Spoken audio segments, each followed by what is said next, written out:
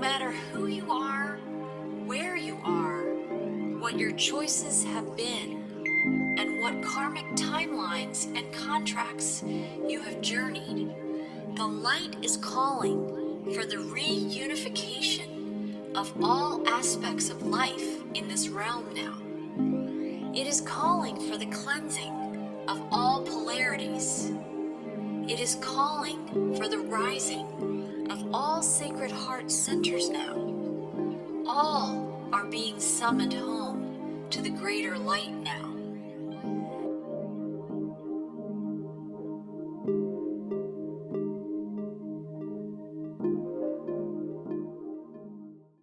Hi, and welcome everyone to Whole Soul Mastery's Sounds of Circles, Hearts in the Round podcast today. I'm Marie Moeller, and I'm an author, intuitive, and the host of Whole Soul Mastery's podcasts. I'm here today with Sharon Ramesbottom, Vanita Lakwala, Caroline Chang, Renee Tainter, and Mary Lozano. And I'm so excited to be talking with you all again, bringing our hearts together in this amazing conversation and connection. And for our listeners, we don't plan what comes through. It's an organic process that flows through all of us. And we follow threads of energy that one seeds in the conversation. And then we each add our light to that conversation, and we grow this garden of the New Earth language. This is what we're doing. We're seeding a higher consciousness in the field of oneness, of which we're all a part. And today I'm excited because we've each brought a question that we're going to ask of each of us. So who would like to get started, or I can start? Who wants to start today? You start, Marie. Yes, you Okay. start. So my question is, in these times of profound change, and I think where there's a lot of discord and duality and disharmony in the world, I think we can all agree that this is a powerful time of undeniable change. And I would say the opportunity is here for incredible transformation and, of course, ascension for many of us who are tapped into this new earth consciousness that's emerging in us. We are the new earth. So when we're tuned into that energy, one of the things that I really wanted to bring to the conversation today is, in these times of profound change, personally in our communities and globally, with all of that information that's swirling around and that disinformation that's also bubbling to the surface, I'm curious how each of you experiences truth. How do you feel it? How do you know when truth is in your experience?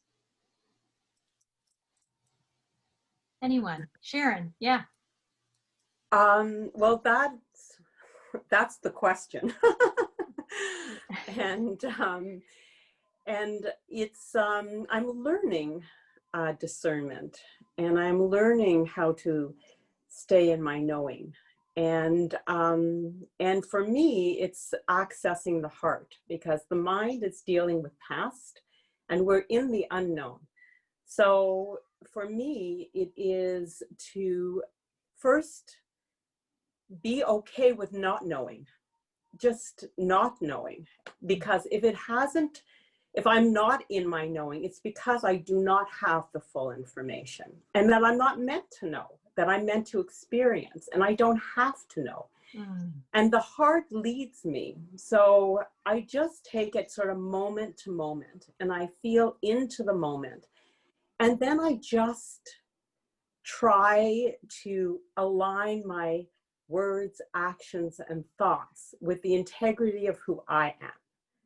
And it's not about what other people, they're in their experience. They're dealing with their own realities, and I'm just moving in mine.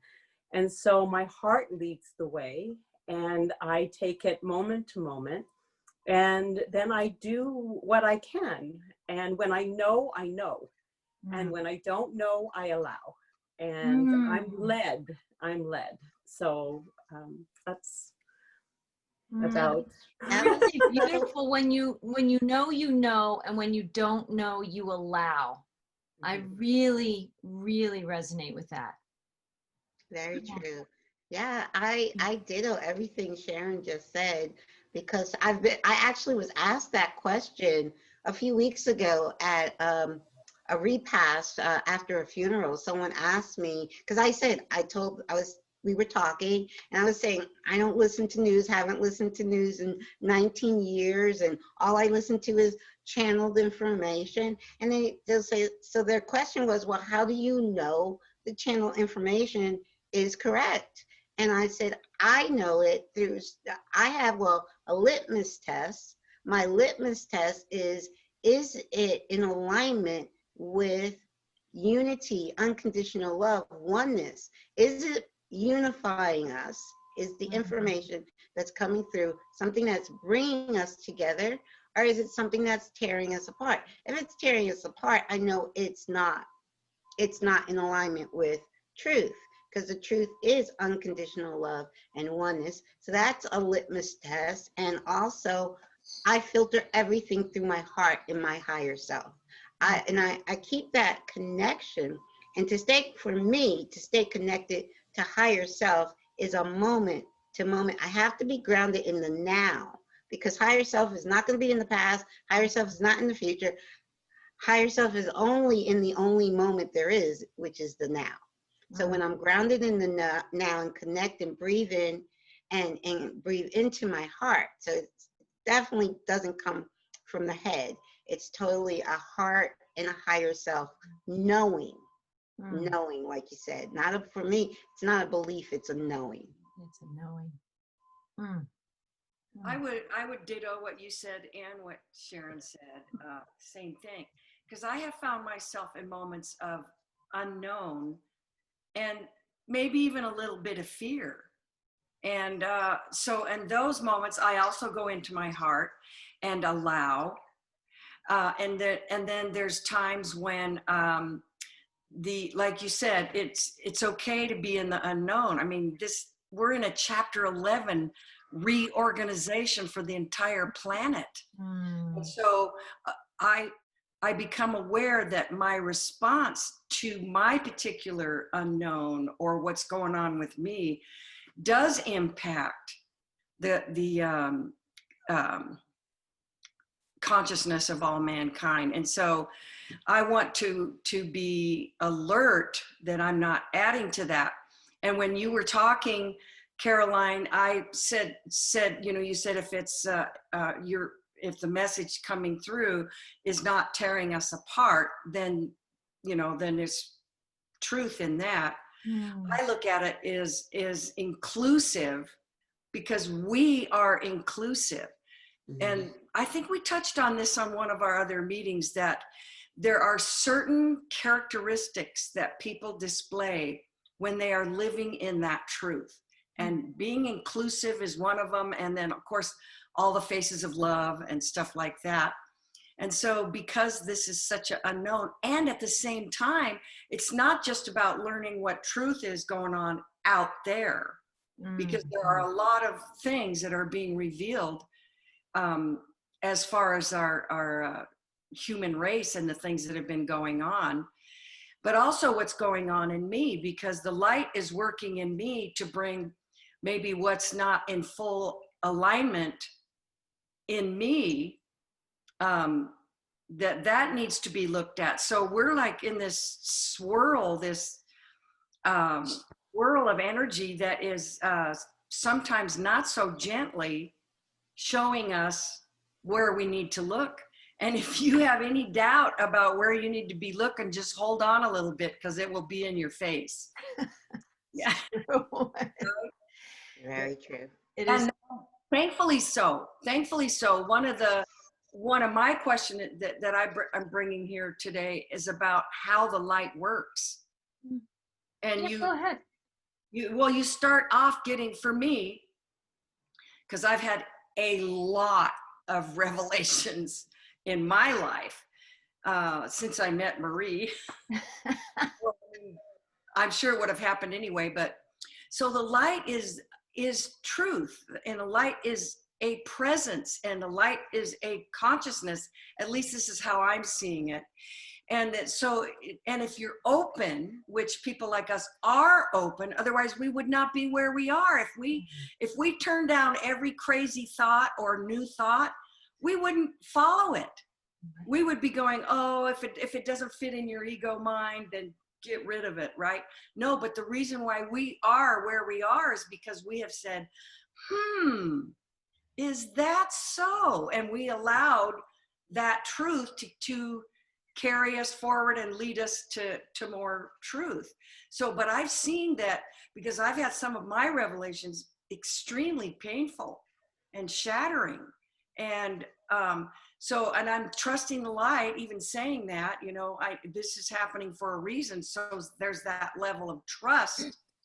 And as you trust and you open to that, then the healing is right there on the heels of the awareness that was brought to you.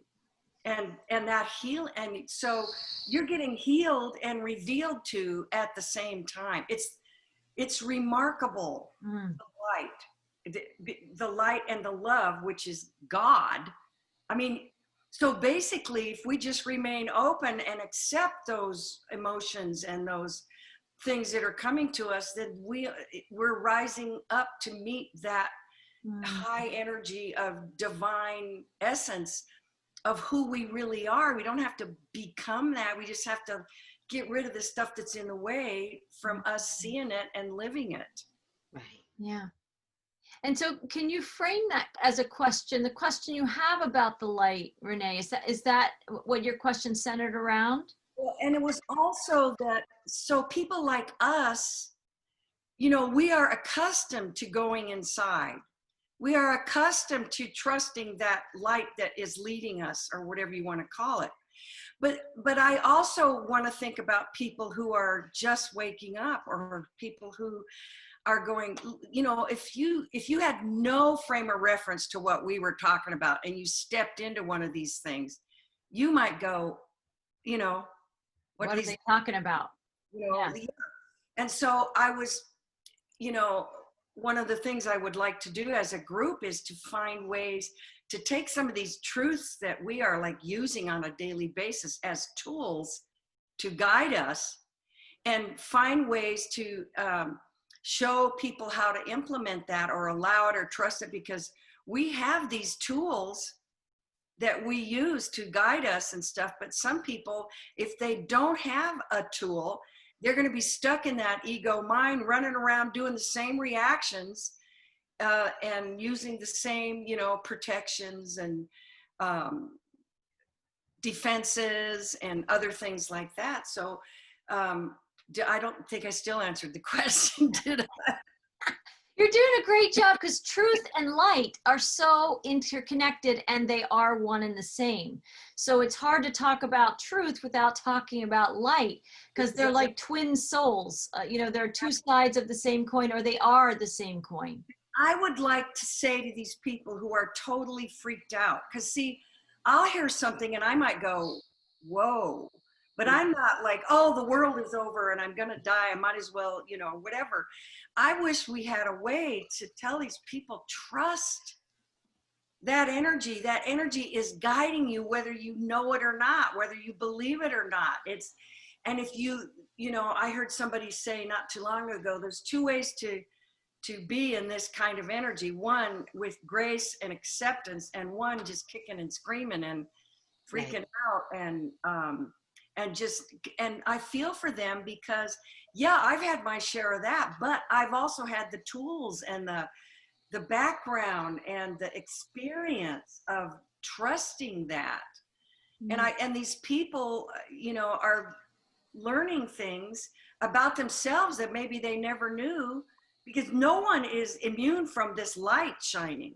There isn't a single person that is immune from this. And that's a good thing, because the light is leading us. In fact, one of the guides said, Marie, a long time ago, the light is summoning us to itself. Yes. And so, and in order to do that, you don't just go, ding, okay, you're healed. No, because I was just that easy. Here's my magic wand. But it's a process of coming to know things about you, about your friends, your family, about the world, about how you even see God.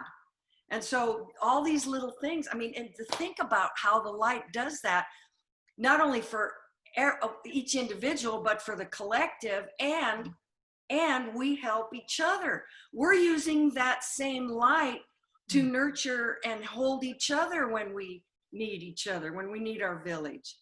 It's like remarkable. It's like if you really, sometimes I get this understanding of it, but then it's so big that it just goes away. I mean, I'm left with the residue of, yeah, there's nothing to fear. Why would you fear if you know the light is totally leading you, whatever it is? You might have a few days or a few rough days, but the healing is there. Yeah, sure. I would just like to, because as you were talking, Renee, I have the question, I think, that you were asking. And you are calling it to light, but I call it God. And so my question for all of you, because this had come to me in a meditation a while back, and it is, what is your relationship to God, to the Creator, the divine light? Because that is light. It's God and the source of all things. And that's where love and trust is. And so when Renee, as you were talking and you were bringing up God, you know, you were saying light, and then God would come in and then you would go back to light and then God would come in. And so I just wanted to hear from all of you as to your relationship with Source and the divine, and how, and whatever that means to you, how you celebrate it or how you connect with it or whatever, but just that was my question. So I thought that was linked to yours, Renee, but maybe not, I don't know. Anita, do you want to take that one? Not really. Well, I have been a skeptic since childhood. The word God did not resonate with me, even though I come from a culture where religion is very strong, from India, and spirituality is a way of life, an everyday way of life. Everybody wakes up, does their puja. You know, puja is like a small worship. They don't start their day without this little sacred ritual, light a lamp. And then before every meal, there's a small prayer. It's a gratitude for not the farmers, but it's, you know, the divine creator that really brings us everything. And then in the evening, there's another lighting of the lamp. I was a skeptic for a long time because I love philosophy, but not a ritualistic dogma of any kind. So I kept away from it. But Spirit nudged me quite a bit, I suppose around in the late 1998 and all that. Just said, okay, get off your high horse. You don't know everything. You're not that smart.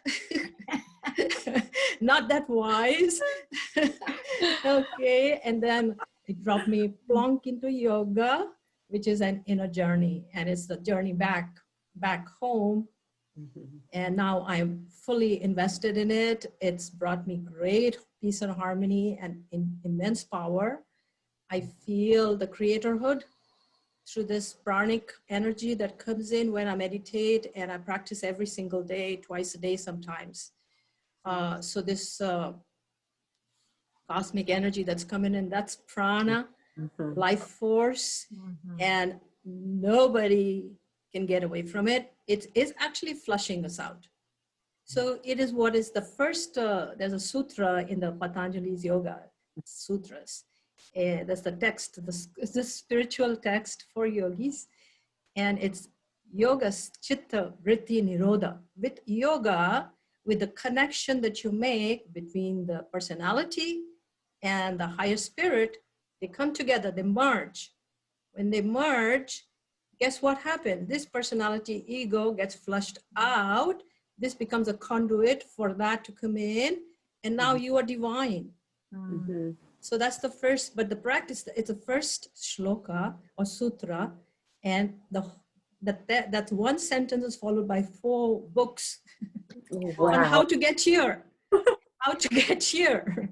But this is what we have to do. The goal is set right in the beginning, and then you have to go through the tribulations if they are necessary. So we basically get scraped out. In that we find our God self. So then that God is not out there anymore. That God is pouring in, that consciousness is clear, that's the purification, and the entire humanity now is being flushed out. Not this lifetime, but all the lifetimes that we have been embodied. We took many forms. We have to understand that. So many forms, many lifetimes, and what shows up as a personal story, which may be a challenge, is that we have to say, thank you, I'm graduating, it's coming out. It's surfacing, it has to surface. It has to. And for us light workers, we are light workers, light warriors, we are light holders. My latest message is about just holding the light. Be in the world, but not of it. That is what I'm told to be. So that discernment that we practice in as yogis, we practice discernment all the time. We withdraw our senses from the outer world. We take a vacation from that so that nothing comes in from the outer world. Like a tortoise, it pulls in all its limbs and it goes under the shell. That's what we do very, very often. And then when we get that gap, we come out, the entanglement is cut, the cords are cut at that point. We come out and now we are creating, we are interacting, but we are not off the world, we are in the world. And this is what my guidance told me yesterday. Just be a light holder and be an observer without opinion. And now we are in the midst of creating a whole new world. So the foundation is different, the reference points are gone, our own identification is gone, which means that we can start to seed, and we have started a long time ago seeding it. But now we consciously put attention on it, consciously saying, yes, I'm creating this. Is it harmonious? Is it bringing balance and beauty? If it's not, then we have to recheck. So the God self is inside of us now, and it's directing us. And we say, okay, I allow, I accept, like Sharon said, I allow and accept. And if you're a Star Trekkie, I am, I used to watch Star Trek a lot. And there's one says, resistance is futile. Don't resist anything, anything, because it's there for our cleansing. And here we are polished gems, really. This is the Chitta Vritti, that first statement of the Yoga Sutras. We're experiencing it now. Yeah. We have clarified. So this is the God self now sitting here. There's the God self there. We're all seeing ourselves as the God self. That duality is gone. And so many practices. Does that answer your question, Sharon? It does, because the God is within. It's all. We're all that. All. So yes, beautiful. Thank you. So beautiful. When I heard your question, Sharon, and I think these are all reflections of the same eternal question. We are all seeking that unification and dropping away the personality. And in a realm of duality, this message is coming through other people. This is not my insight, but I really resonate that it's much like what we're saying. It's all the same thing.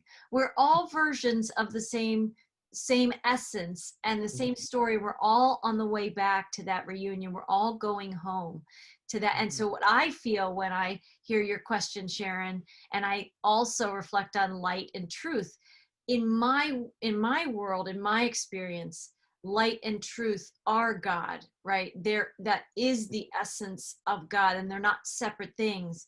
And somebody I've been listening to has been talking about from duality to singularity.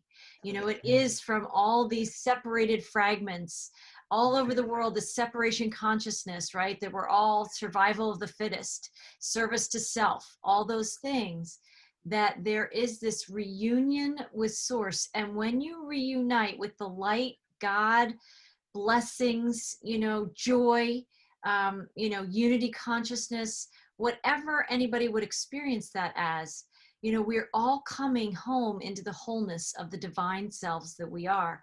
And I think the energy that came up, the two words that came when you asked that question to me was, I experience God and truth and light in a place of receiving, receiving and reunion, receiving reunion. I receive reunion with God in every moment as much as I can. Receive union. And that gives me chills. And when I channel, when I receive transmission, I'm always receiving. Even if I'm receiving information or I'm having an interaction with my teenagers, you know, my kids, or, you know, I'm still in a place of receiving information and energy and participating in that, and also being aware of the reunion of souls, right? And so that's when, if we all were operating from that place, that, right, what if, isn't there that song, I think from the 80s or 90s, I'm so bad, I don't quote music very well, but what if God was one of us, right? Yes. I love that song. I love that song. Because Right? God is one of us. Right? Yes. God is all of us. Is all of us. And God so, and there is that, I think in a podcast for Whole Soul School and Foundation, my partner Lacey and I, she read the story, some story of these monks, I think, and there was a dying order. I'll have to get the title on that and put a link in the description section of the video, because it's a really great, it's like answering your question, Sharon. It was a story about, there were these rabbis or monks or something, and they were of a dying order. So they have gotten very old, and no one was much interested in the church or the teachings or the wisdom, and they couldn't pay people basically to come to their services to hear their messages. And so they went to seek somebody else's wisdom because they tapped out their own. And they went to see, I don't know, maybe it was a rabbi in the woods. I think it's called The Rabbi's Gift. And they went to see the rabbi. Have you guys heard of this before? Yeah, and they went to see, I'll make it short, but they went to see this rabbi in the woods. And they posed the question that they were really struggling with. And they said, do you have any support? And he said, yeah, no, I don't have any answers for you, which was devastating, I think, to the priest. I think it was a priest or a monk. But anyway, and as the priest is leaving the conversation, the rabbi says, but I do know one thing. You know, God is one of you, or the Christ is one of you.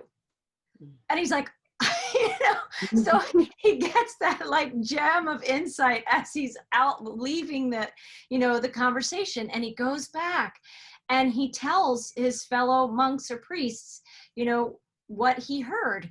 And over the course of, I'm sure, a number of weeks, they start looking at each other and saying, well, Brother Tom, gosh, he has this annoying habit of this, or he's, you know, he's always late to our meetings, and he, you know, he always, I don't know, stirs things up.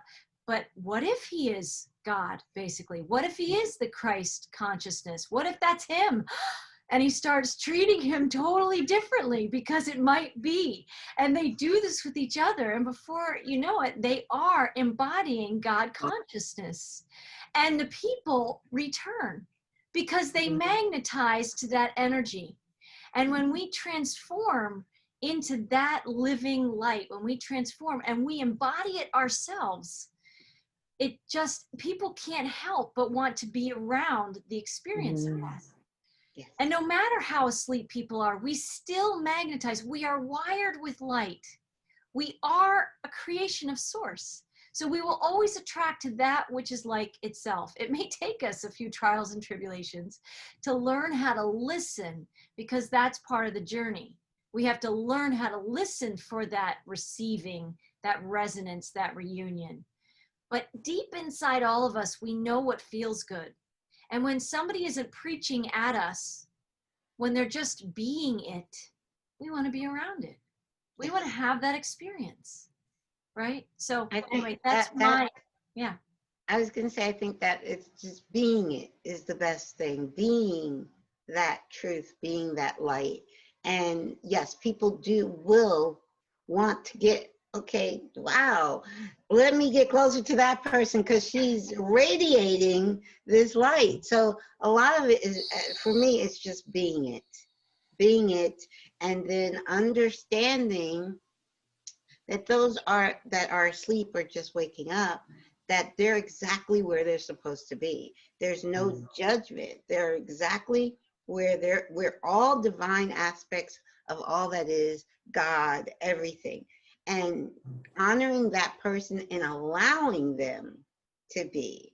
Now, you just be your shining light and allowing them to be them. And that's people respond to when you allow them to be who they are and love them regardless. Right. Beautiful. And it's trusting the God consciousness or the light consciousness or the unity consciousness, whatever you'd call that, in them to emerge and to be what it's meant to be, right? That is that trust. I think you used the word trust a number of times, Renee. That is trusting. You're trusting the light in yourself to trust the light in themselves, their God selves, basically to lead. And however that's expressing, that's what people need to do. But the convoluted piece in here, in that journey, can be that sometimes we take on others' trials and tribulations. Then now we've gotten entangled into their journey instead of embodying our light, right? And I lost a friendship years ago over this very essence. It's interesting, that's coming into my consciousness right now, because a good friend of mine essentially thought I wasn't being my God self if I wasn't joining the suffering. And I just come out of a lot of suffering at that point, and I reactivated in this newer understanding that I had, that I am light, right? We all are light. And I understood in that moment that when I join the suffering, I'm not embodying the light that helps remind the people who are suffering that the light is within them too. Right. What you just said reminded me, I forget who said it, but I've heard it, and I've heard it more than once, that if a person is sick and you're healthy, can you make yourself sick? Do you want to make yourself sick to help that person get well? You getting sick is not going to help that person get well. So that's the same kind of analogy. You surround them with love, light, and healing and compassion, but it's not about you getting sick to make them well. And when you hear it from that point of view, you're like, yeah. But we know the phrase that misery loves company. So, but so does light, right? But we have to understand those that are around us who want to, that say to us, well, you're not feeling my pain. It's not about me feeling your pain. It's me understanding and loving you through your pain, but it's not for me to take on your pain. Yes. And that, Vanita, you say that so well, and all of us understand there's a journey. And like you said, Renee, there is no magic wand that you can just sprinkle some, cosmic fairy dust and catapult somebody through the journey at the end of the journey. You only gain this awareness by living it, by going through those challenges, by facing, in frequency writers' metaphors of sandbags and kind of these cosmic aeronauts rising in these hot air balloons of light. You only gain that understanding and that embodiment of the light by growing it inside yourself. It's an inner garden. It's a journey that you grow. You can't just look. I can look out at my lawn right now and I have an overgrown jungle of a garden right now. And periodically over the years we go out, some years we find the time to clean it all out, right, clean all the weeds out, and then we tenderly reseed what we want to grow consciously in that garden.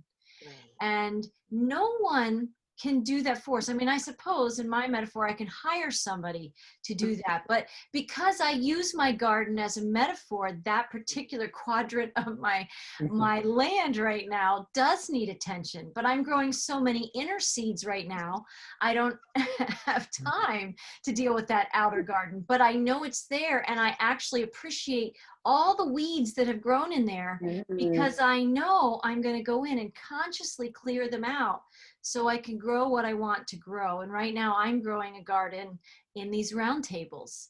And so, and that's also a conscious choice. We can all know there are aspects of us that are the weeds in our lives that we're not yet addressing, or we may not even know that they're there. But like you said, Caroline, when we have pain, when we know we're suffering, we know the weeds are there. They're your cue that that suffering is the gift. It is the gift. And I think each of us have been touched by some level of challenge in our lives to be on this call together. Yes. We've gone through some journeys to get here. And anybody listening to this, I just want to say this last thing. Anybody listening is, you know, life is the journey. We are here to live these experiences. There's no mistake. There's no mistake in the tragedies of my life. They've been perfect. Were they painful? Incredibly so. But did they break me open? Did they help me release sandbags that weren't mine to be carrying, and they were so heavy? And now I'm so much lighter, and I get to create almost every day. I mean, I make it a point. That's my God self. I create something every single day. And when I'm creating, I'm one with Source. And that's how I transcended the suffering, which is, though people watching this know about my Color the Magic YouTube channel. That was the message when I was in suffering, to color the magic again, which was create the magic again. And that's what we're doing here. We're creating magic together. Yeah, Bonita. I just want to finish off your statement. You said God within, it is enthusiasm. And the word enthusiasm means God within. Wow. Wow. You know that, right? Enthos. Yeah. So if we have enthusiasm, which is God within, we create. That's all I want love to say. that. I love that. I did come up with a question from the entire conversation. The question I would ask, and I'd love for everyone to answer, try to answer if they like, is how do you or would you deal with someone that is asleep and they're like, right, you know, you have to deal with them. How would you deal with them? Basically, that's my question for everybody. Go ahead, Sharon. Well, this was, that's an interesting question, because just the other day, the message that I received was, we can either choose to judge and condemn or bless and commend. And what I did was, every time I had a thought that was judgmental in nature, which is, you know, I went into a story and whatever it was, the awareness came in that this was judgment. And the minute I did that, I turned it around and started blessing the person. And so what it did was, I allowed it to be the trigger, not to create negativity, but to create blessing. And so I turned that. So somebody in your purview that is difficult or does not resonate with you, they're there for a reason. And as the light that you are able then not to fix them or change them or disagree with them even, but to bless them. And in so doing, you know, they basically bless you back. You move into an alignment where you become the divine witnessing the divine, and not personality witnessing personality. And so that's what I've been doing. And it has really been helpful to me, you know, to be able to use it in that way. There's a wonderful exercise. It's a Hawaiian exercise, Ho'oponopono. I'm sorry. Please forgive me. Thank you. And I love you. When we come across situations or people who we're struggling with or feeling conflicted with, it's just it's a wonderful exercise to do. And if we're not sure who we want to forgive, or even why, we start with ourselves.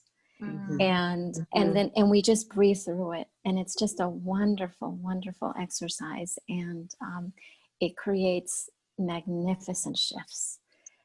Yes. Thank you. That is so, you can feel that like soothing Mhm, energy that's mhm. in that prayer, that's in that intention. Yeah, that's amazing. It is, and that's that alchemy. I mean, what we're talking about is alchemizing, you know, the suffering or the pain or the struggle or whatever the vibrational gap is, Caroline, between the person who's sleeping and, you know, those of us who have moved through some layers of that at least and have a different level of sight. Right. And that alchemy in the blessing of it and sending them love, sending them light, sending them whatever positive vibrations we have, it transforms the dynamic that we have. And it does, it brings us into a greater alignment. I like how you said that, Sharon. Powerful. Yeah. Renee, did you want to comment? Well, if you see the divine in everyone, you don't just see the human. Right.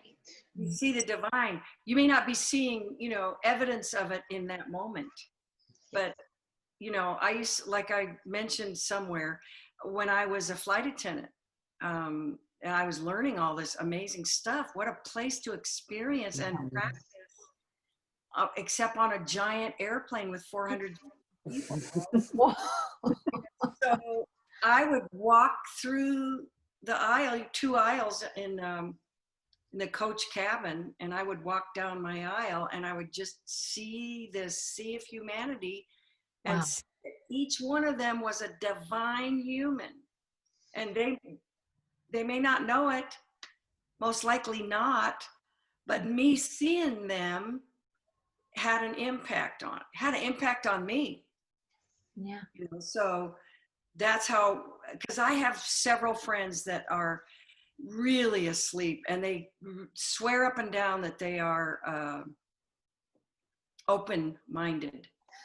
Oh my goodness. No, oh, Renee, you're tickling me because I asked the question because of an experience I had just a few days ago on Facebook, of all places. And I have like tons of friends on Facebook, friends, because of my show. And so this particular Facebook friend, who I don't know in person, but she's spiritual, and she's been sending me to her website many times to look at the work she's been doing. And she, you know, she's like, she feels she is wide awake. And then we got into a conversation, basically just Facebook conversation, because I had so far today, I had, you know, I don't know what's going to happen tomorrow or in November, but I pretty much have decided I'm not voting. And so I forget how I made that statement. It was, oh, I know. A friend wanted me to listen to Joe Biden's acceptance speech. And I send him a lot of stuff, and he listens to all my stuff. So he sends me something. I'm like, I got to be fair. I got to listen. So I listened. And so I reply, you know, okay, he does start. The reason he wanted me to listen is because the acceptance speech starts with light, being on the side of the light, and unity. That's how Joe Biden started his speech. And I was like, yeah, nice words. But there were other things he said later on in the speech that didn't resonate at all. So I'm saying, and so I just said, you know what, at this moment, I'm going to walk that middle path. I'm not taking sides. I'm right now neutral, but we don't know what's going to happen in the next 2.5 months. So anyway, so because I made that statement, she was trying to impose her belief that I have to vote. I'm like, no, I don't. But the whole conversation, though, at the end of it, I had to just send her love and light. She was very stuck in duality. Totally. Everything she said, I tried to bring her back to unity. Wasn't having it. So, but it's interesting when you're dealing with someone that feels they're awake, very much awake, and they're still very stuck in the duality. Because for me, and I've been saying this for 5 years, it's very simple. It's either we're one or we're separate. It's either separation consciousness or unity consciousness. It's that simple. And she could not wrap her brain, because not her heart is there. She couldn't wrap her brain around unity consciousness. It is amazing. The duality is kind of a treadmill loop. It's a trap inside us, and many of us are still on it when we think that we've transcended it. You know, it's all part of this. We've been in a big show and a big theater and a big game, really, and it is the illusion until we come back into reunion and in that receiving place and that place of trust, trusting the light, trusting the God self, trusting unity consciousness.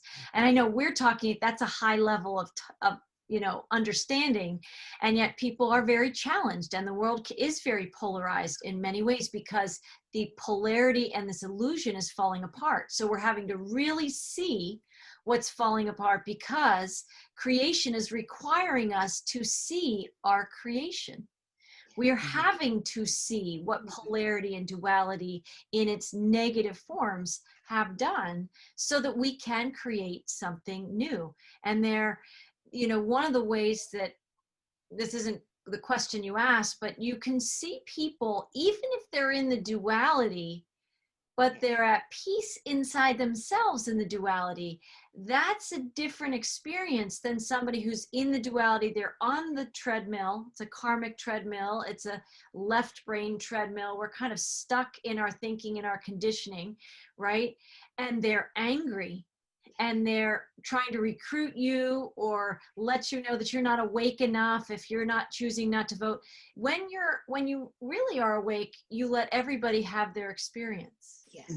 Even if you totally don't agree with it inside yourself, and I wouldn't say agree is the left brain, and resonance is the right brain's understanding. The heart's understanding is, I have my experience of my God self and the light, and they have their experience, right? When we're in our mind and our mental thinking about it, our left brain about it, we're judging, right? And we either agree or don't agree with what somebody's doing.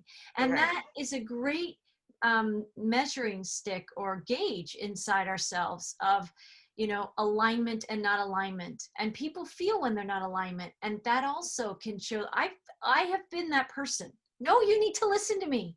I've been that person with my family, with my kids. You know, my poor family has had to deal with, you know, all these phases and layers of me over time. And now I get it because I've been through so many of those experiences. And I can tell you, to the listeners listening, you can just, you know, reflect on yourself and your own experience. How well is that going for you when you try and force your opinions or project your belief system or think you're guiding the unawakened into enlightenment? How is that working out for you? I can say from personal experience, not very well, not well at all. And it was in writing books. And finally I was like, okay, no one in my inner circle is very interested in what I'm exploring. So I'm just going to write about 20 books about it. You know, I'm going to create a blog about it. And you know what? That's how spirit takes the negative energy of that into a positive creation, right? Can I just say one thing? I have a cat that cannot tolerate that he's not in this conversation. So I'm gonna have to let him in. Go ahead, Sharon. But I wanna piggyback on that. But go ahead, you had something to say, Sharon.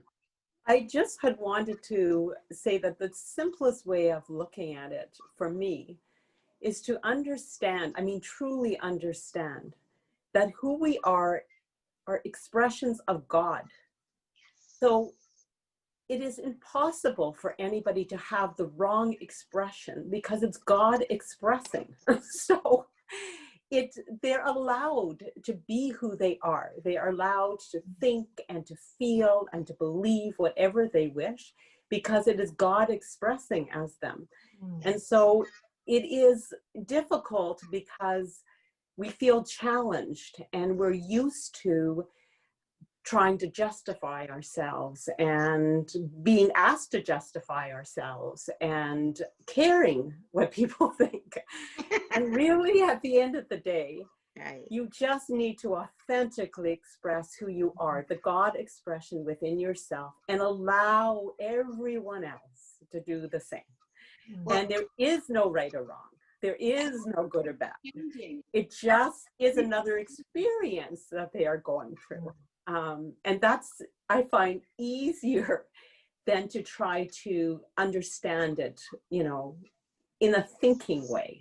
It's, yeah. Well, I wrote after her, she and I had an extremely long conversation and I left it there. But the final thing I had to say is, if you feel the need to debate, because people think the word debate is okay. Debate is the same, it's just another term for fight. If you feel you have to debate, to fight or argue your point of view, then you are not allowing the other to have their point of view, and you are trying to impose your point of view onto them. Because it's a sharing in love and light. You share, they share. You share, they share. At the end of the day, there may not be any agreement on either end, which is fine. But if you feel that person has to do it your way, and people like, because she used the word, I'm not arguing, I'm not arguing or fighting, I'm just debating. Like, debate's the same thing. Debate is not you know, I've shared where I'm at. I'm grounded where I'm at. You're where you're at. And I've never once did I say to her, well, you shouldn't vote. You know, I never once tried to impose what I was doing onto her, but she wanted to impose what she was doing onto me. So. Yeah, it is powerful. It is, and it's, you know, on so many levels, it's the journey, right? It's learning how to fall back in the trusting of the divine self in each being that is expressing themselves, and the right to express. We have the sovereign right to express who we are. And, you know, and as we look at the increasing censorship, it can be on the major platforms, it can be at the level of Twitter and Google and all these places, but it's also in the one-on-ones. It's also in those, you know, person-to-person communications. And we can all learn deeper and deeper layers when we feel that discord, that disharmony, that duality coming between us and another.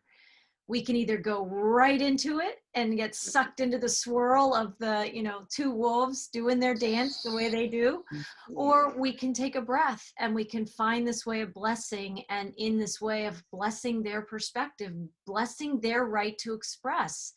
I think our world, this is a big point, but I think our world has forgotten what people use as debate. Debate is centered in that duality, right? Rather than sharing that unity and diversity, all those incredibly different perspectives, right? Yes. It's powerful. It's so powerful. And I think we're being summoned to the light. The light is flushing all those, you know, discordant energies with the light to the surface so we can alchemize them back into wholeness. But there's this awareness of, we can learn how to listen to each other, and we don't have to agree. We can respect the divine in each other, having completely different perspectives, and still go out to lunch. And still just absolutely adore each other, right? Exactly. I mean, there's a bunch of people in my life I just adore, and we're totally opposites, but I adore them.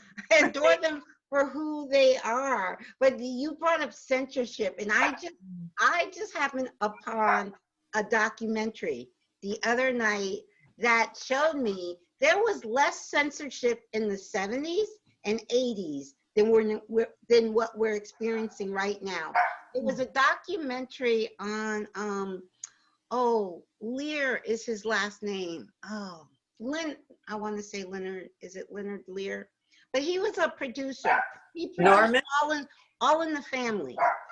Okay, remember All in the Family from the 70s? And they would always, there would be the son-in-law and Archie.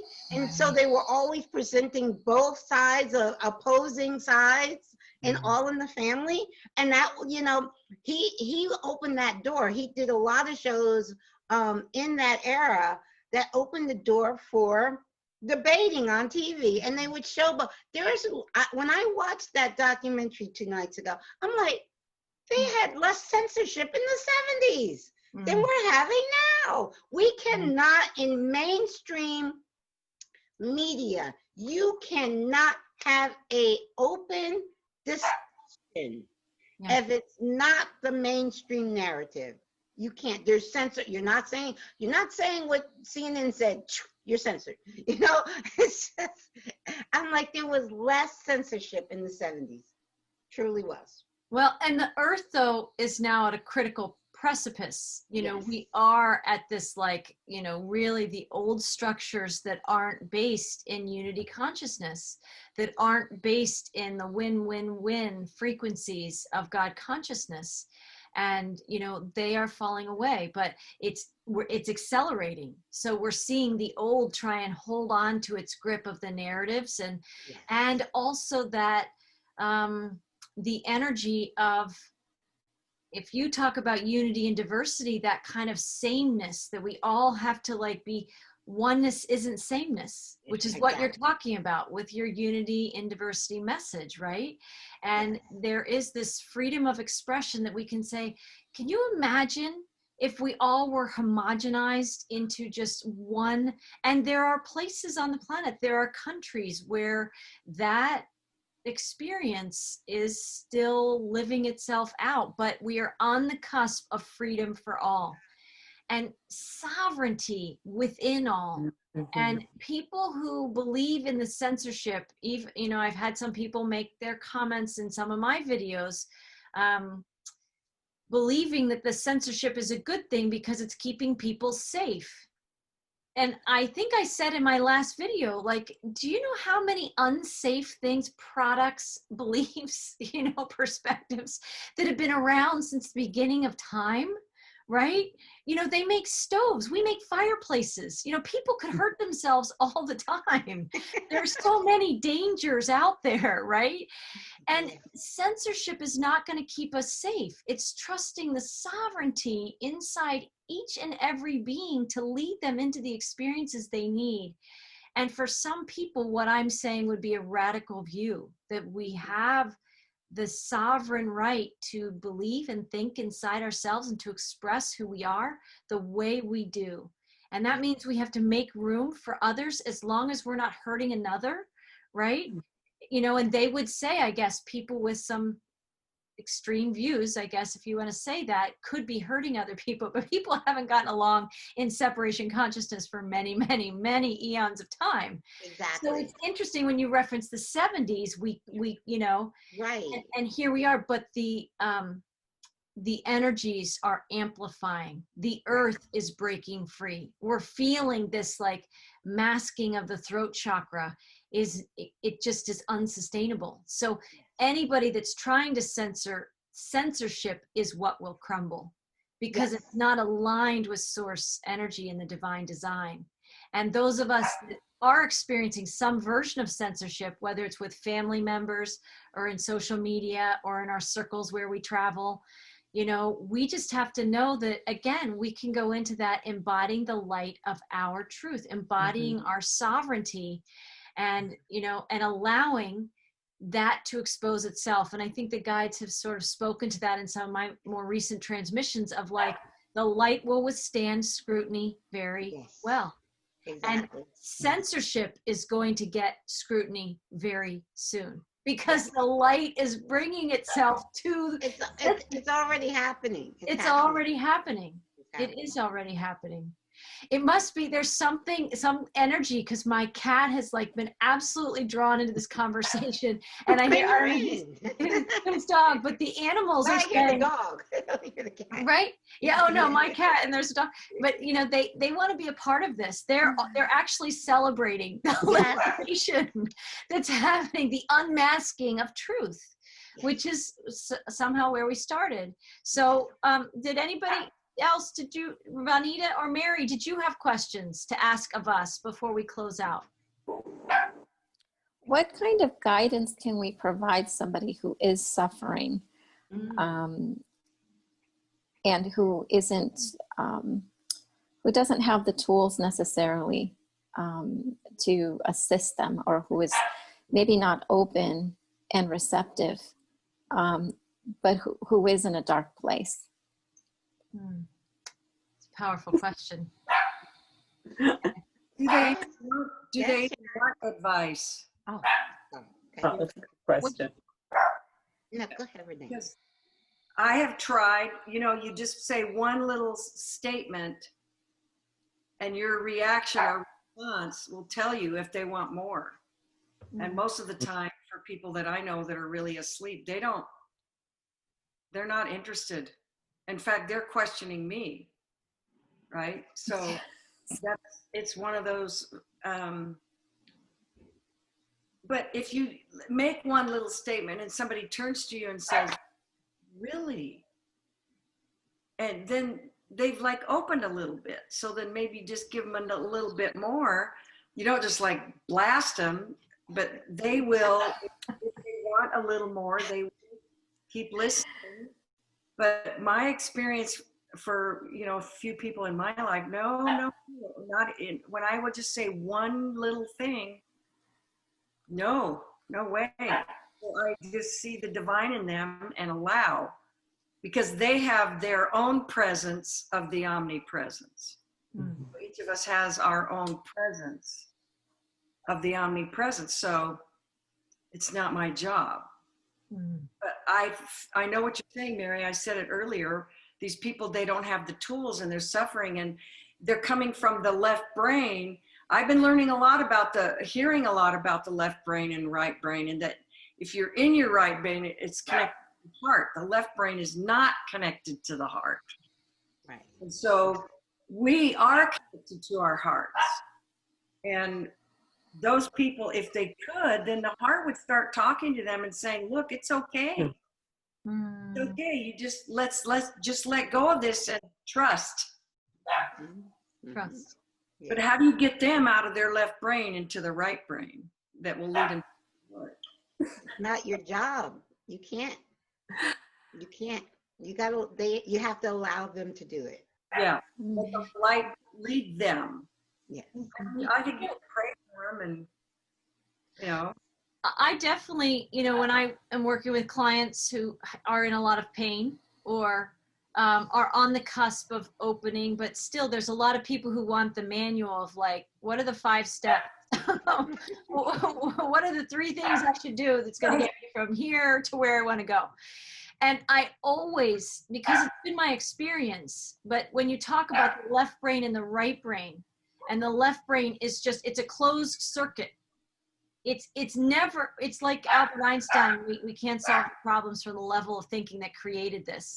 Right. And that's what the right brain is always there. And the right brain to me is the feminine, the masculine feminine, or, the thinking mind and the intuition. And so to get people into their right brain, I often invite them to create something. And not everybody creates the same way. My partner is somebody who, when she needs to get into that space, she goes and she mows the lawn and she moves rocks outside and she figures out some way to, or maybe she tackles that garden I have outside, but that's her form of creation. That's a go-to. And people, I would invite our listeners to discover, if you don't have an answer, what's your go-to creation space, right? Yes. I listen for that all the time. And I'm always creating some kind of inspiration, whether it's something I'm going to post on social media, or I go and connect with the guides, or, I work on a film project, whatever. I'm making magic with myself that's converting inspiration into something that can touch people's lives. That's my form of creativity. And somebody else might write in their journal, or they might go and they paint, or they might go and volunteer with kids. I know it's COVID, but there's ways to, channel that creative energy that moves people out of their pain. It is challenging to be in suffering and create at the same time. And so you can alchemize suffering by taking action steps, even if it's to clean your house. Go clean all your windows. That'll get you in your right brain. Moving energy helps people move out of that stuck place of the mental loop, whatever it is that's trapping them in that energy field at that moment with their sandbags all around them. That's a very stuck place, right? And then there's this move. Creativity is motion. I don't know what, I don't know, Vanita, if you know the vibrational understandings of what you said. Enthusiasm is basically God, self, right? Is there a word for creation, or I don't know what create is, but that's to me the movement of God energy. Yes. And when you move God energy inside your suffering, the suffering has to make room for that. It's much more powerful, but we have to summon it in. We have to summon it. So if we're sedentary in the stuckness and the suffering, that's when we feel the trap. We have to move into this other place of ourselves, the right brain and that intuition and that movement of God energy inside ourselves to create. Yeah, Vanita, do you know something about that? Anything about creation or creativity in a word essence? Well, Brahma is the creator according to our yogic texts. Brahma is the creator. Vishnu is the sustainer. Shiva is a transformer. And we all have that within us. We are all creators. We sustain our creations. And there comes a time for our creations when they serve their purpose to exit. And that's when Shiva comes in and says, okay, I will transform this to a higher level. But as humans, we have become very attached to our creations. Wow.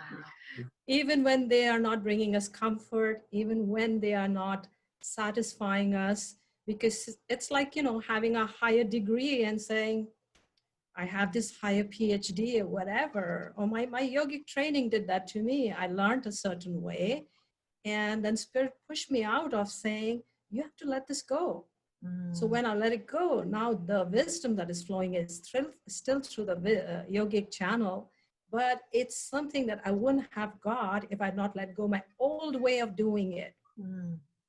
Because my ego said, this is what I do, and this is how it's received, and people like this, but then I got stopped, this whole COVID thing. And it was the biggest blessing for me, because now what has come to me, I couldn't have found it. So when Mary says people are looking for assistance, I have, through my classes, assisted many people. But I also found those who were not willing to let go. So they would come to my classes, and they said they were in a lower feeling state. And they had all these stories of why someone else was making their lives miserable. And I was always there to assist. I noticed that at the point of time, they wanted the peace that I had in my practice through my life and everything, but they won't let go their patterning. So they wanted to have the cake and eat it too. And it became a weighing down for me, because it became like, you make me relax, you make me feel better. But the next time they would come, they had the same story of grief and grievance. And I realized I was enabling them. We cannot be enablers. Right. We are not serving them if we are enablers. So when they are ready, they will say, I'll shed everything. And also I found that they were, nothing against them. It was my teaching, my learning too. But it was also that they wanted me to demonstrate my art in their verbiage, their way, and, sort of lower myself down there. And I wasn't going there. I realized that after a point of time, that I would give each person who came to me 3 tries. After that, I said, I'm not carrying anyone on my shoulders. You do the work, I'll give you the instructions. You do the work, I'll give you the instruction. I'll fly with you, and I'll carry you on my, what's that thing that airplanes have? Wings, no? No, the tailwind. Okay. Yes. I'm flying, you fly with me like geese do. I give you the directions, you do the flying, and it worked. It worked. The people who came to me for that learning, I'm a tough teacher. People who came, they're all yoga teachers now. Wow. And I love it, because we got many more flying and many more leaders. Isn't that beautiful? Yes. So this is what it is. We have to understand how much we enable. We don't do anybody any service. When the student is ready, the teacher arrives. When they're not ready, they're not ready. And Mary, we are going through lifetimes of our incarnations and our baggage showing up. To one, it may appear as suffering. To another, it's really the lesson to be learned. Mm-hmm. Yes. That's great. An So we see- opportunity. Oh, Yes, and we have to know who's Yes. really ready to shed the sandbags. Yes.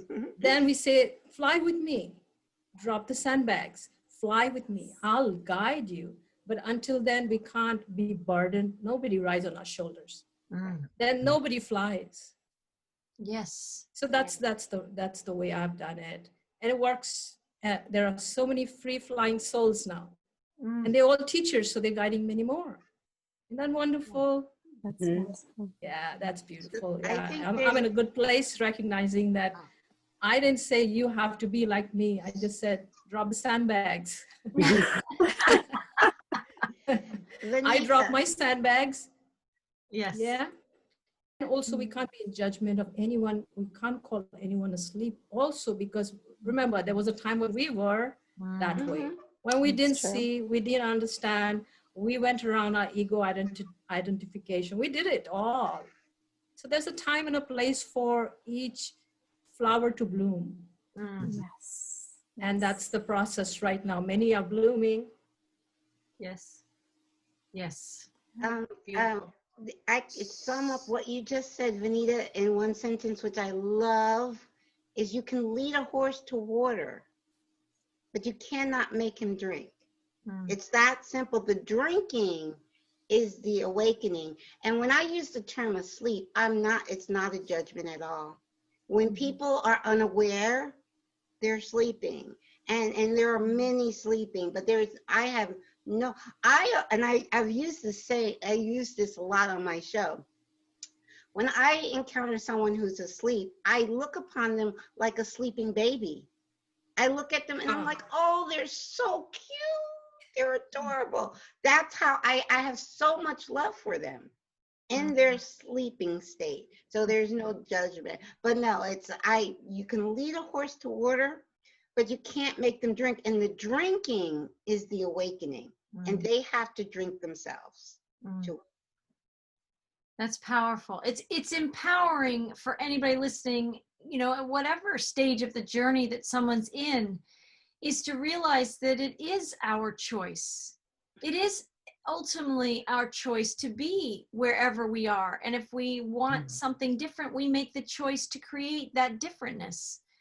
And I think the most challenging places, maybe Mary, when you were asking your question, there are some people who are in a state of suffering and they don't know that there is choice. They don't know that there's a choice point to move in any direction other than where they are.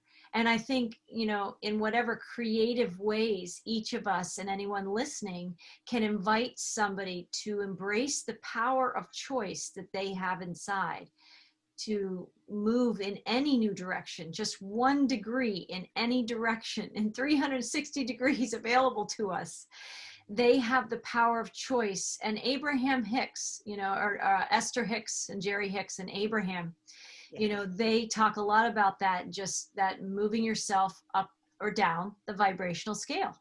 And I think it's when we're not moving that the greatest suffering occurs. Even if you downgrade, even if you know, on the scale of emotions that Abraham teaches, even if you're in anger and you go a little bit down to depressed, because, you know, on their scale, anger is higher than depression.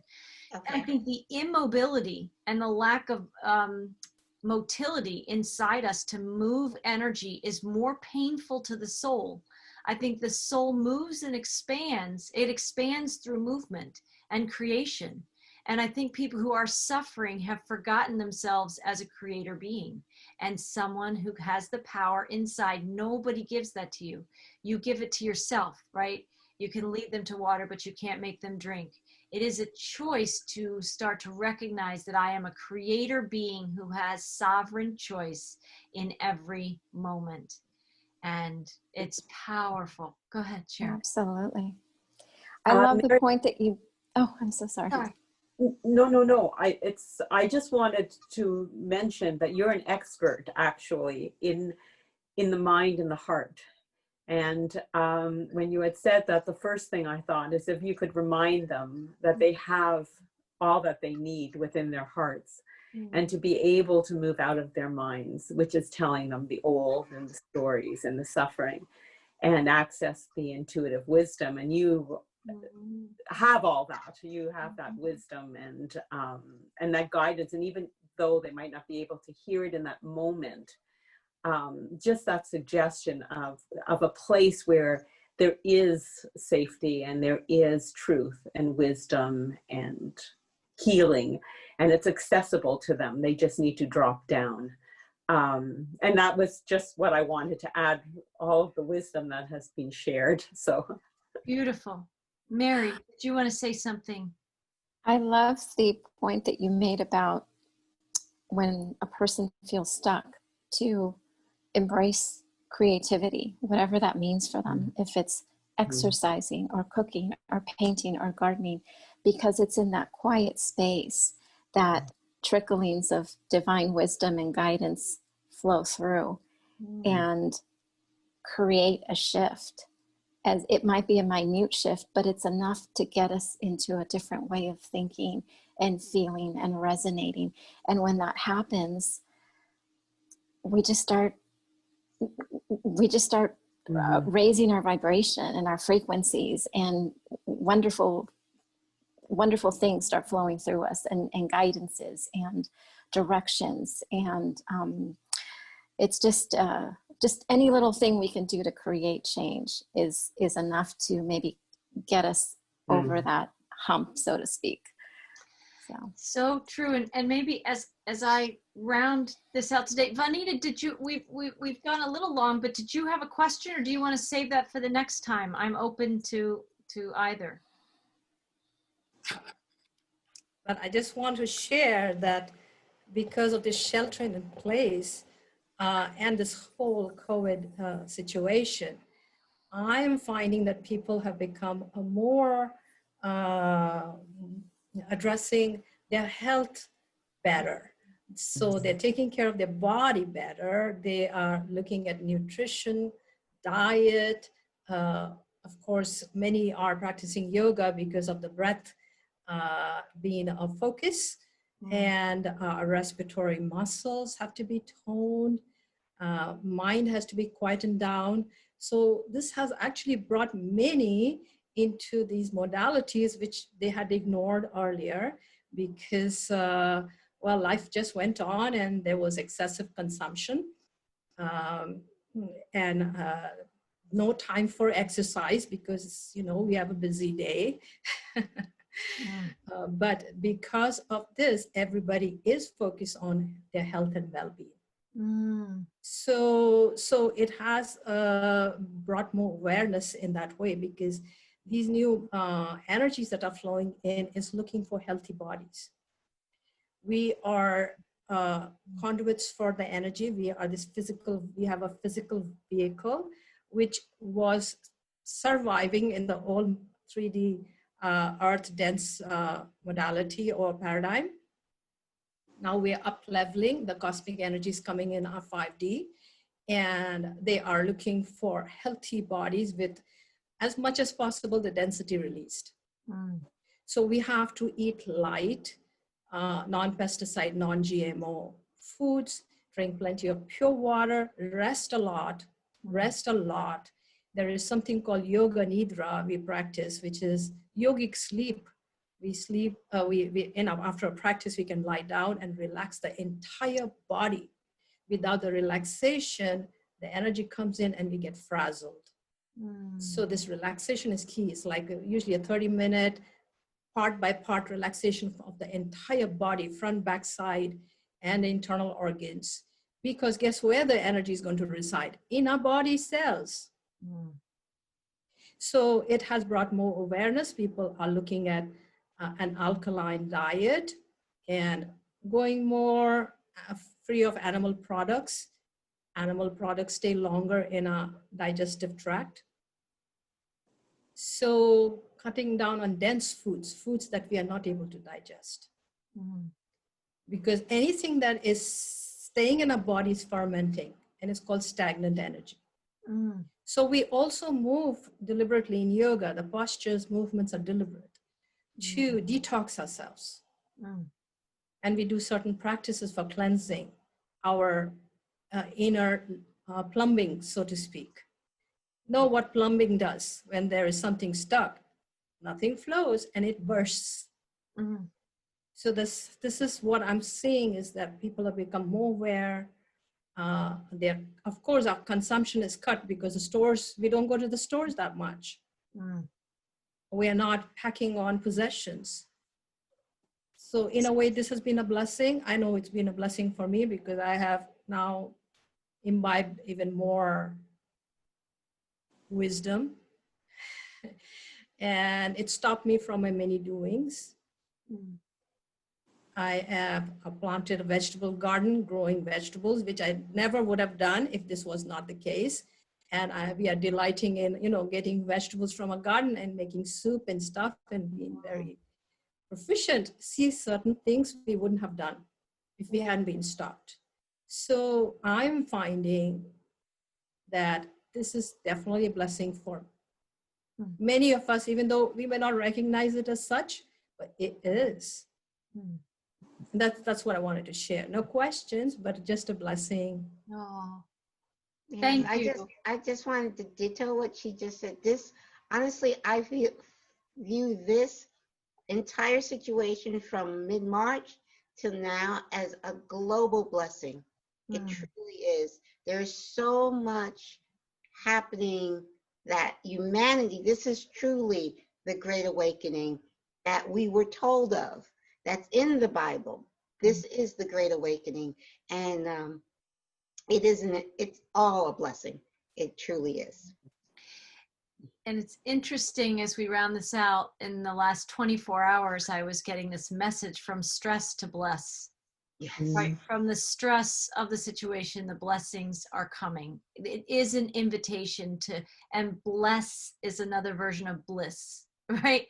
So from stress to bliss, I know, it's quite a leap for some people, but that's where we move in just that sovereignty of choice, to just, make the choices, whether it's through yoga or the different practices or, the books we love to read, positive energy, really moving energy in that vibrational scale. Does this choice make me feel better or worse?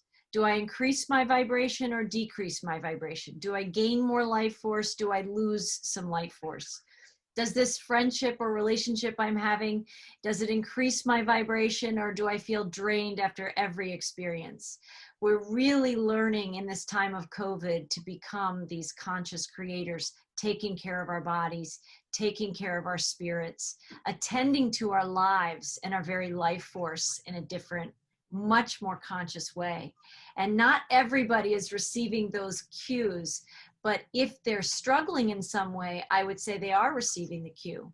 Yeah. Right? If they are in any way feeling the tension of some kind of struggle or pain or challenge in their life during COVID on any scale, I would say that's the Earth Mother and Source Energy tapping us on the shoulder, moving, and, there's an invitation coming through your heart center right now that there's another choice that's available to you. There are millions of choices. This is an infinite realm of creation, right? All that is.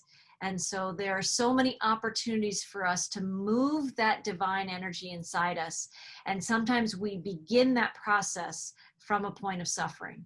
In fact, many of us learn this, engage the journey more consciously from a place of sovereign choice because we're suffering.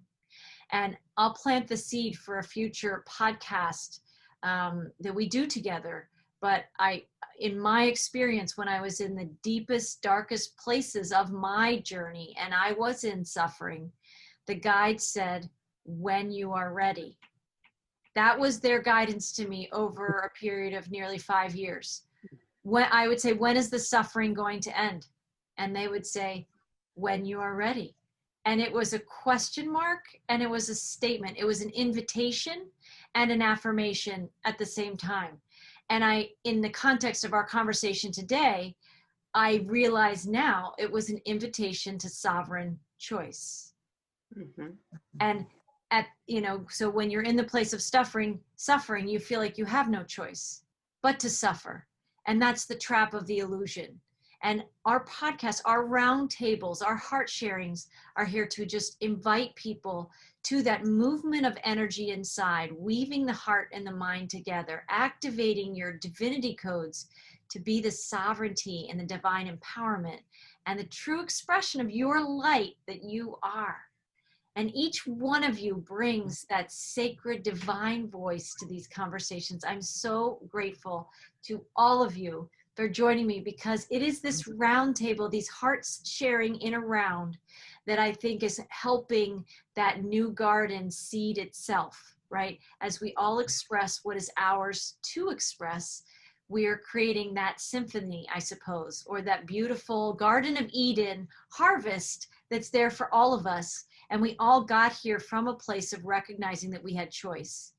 We do have choice every single day. So thank you for choosing to spend this time with me, and our listeners. Thank you for choosing to spend time with us, and allow this energy to move through you and activate you and empower you to live your best living light expression right now. So I wanted to leave us with one short, from the words you were saying, bless and stress. Yeah. I say, in every now moment, I am too blessed to ever be stressed. I like it. Exactly. Exactly. And amplifying that energy of blessings will to choose that over time dematerializes the stress.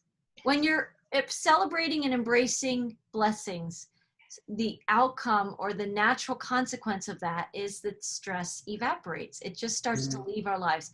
I know that's hard to imagine for many people who are feeling particularly challenged right now, but it is a journey, and that's where you go inside, and these places that we're all speaking from today. So I'm grateful to everybody joining us today. You can find this podcast. Thank you. Thank you so much, Marie. Love you all you ladies. Love you all too. Thank you all. Thank you. And find us at Whole Soul Mastery on YouTube, and also wholesoulmastery.com. You don't see our videos there, so right now you have to go to the social media platforms. Eventually we may have a new platform, but right now our most active expression of these podcasts is on YouTube at Whole Soul Mastery. So thank you. Blessings, everyone. Until next time, have a great few weeks. Namaste.